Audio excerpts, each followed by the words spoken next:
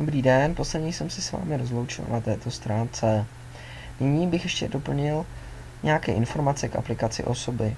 Pokud vezmeme uživatele Jana Rendlová a budeme chtít rozšířit její profil, stačí kliknout na tlačítko Upravit a doplnit základní informace, například bydliště či zaměstnání, jakou má funkci a podobně. Poté stačí dát Uložit. Na základě těchto informací zde funguje filtr. Pokud dáte seřadit podle společnosti, vyjede vám zde název vyskytý společnosti a poté všechny kontakty, které do ní patří. Například, když dám filtrovat dle jména, tak vidíte, že se vám zde zobrazí J, M a T a ten filtr funguje na základě tohoto písmene. Nyní bych se rád zabýval informačním kanálem. Informační kanál je váš osobní kanál, kde můžete sdělovat informace o vás, měnit základní informace o vás a podobně.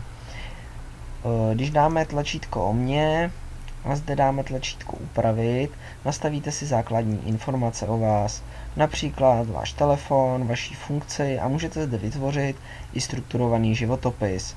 Například, když Jana Rendlová se bude zajímat o mě, o Tomáše Havlíčka, co dělám a podobně, můžu zde mít vytvořený strukturovaný životopis, jakou jsem dělal školu, jaké mám aktivity a podobně. Se omlouvám, že to tak dlouho trvá. Však zřejmě připojení mého internetu není dostatečně rychlé. Nyní základní informace, vaše jméno, kontaktní informace, mobilní telefon, fax a podobně, podrobnosti. To je, jak jsem zmiňoval, váš strukturovaný životopis. Aplikace blog, tam v podstatě blokujete, co vás zajímá a podobně. Aplikace, tak to jsou veškeré aplikace, které můžete vložit na váš profil a nás zajímá aplikace Úkoly. Pokud vás bude zajímat funkčnost aplikací blog a i zmiňované aplikace, dá se dohledat na webových stránkách, ale myslím si, že to pro funkcionalitu vašeho internetu není důležité.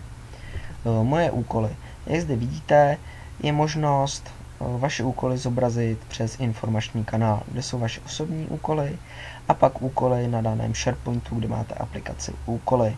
Možná to není pro vás trošku zmatečné, ale uvidíte, že se v tom pozdějších částí budete orientovat.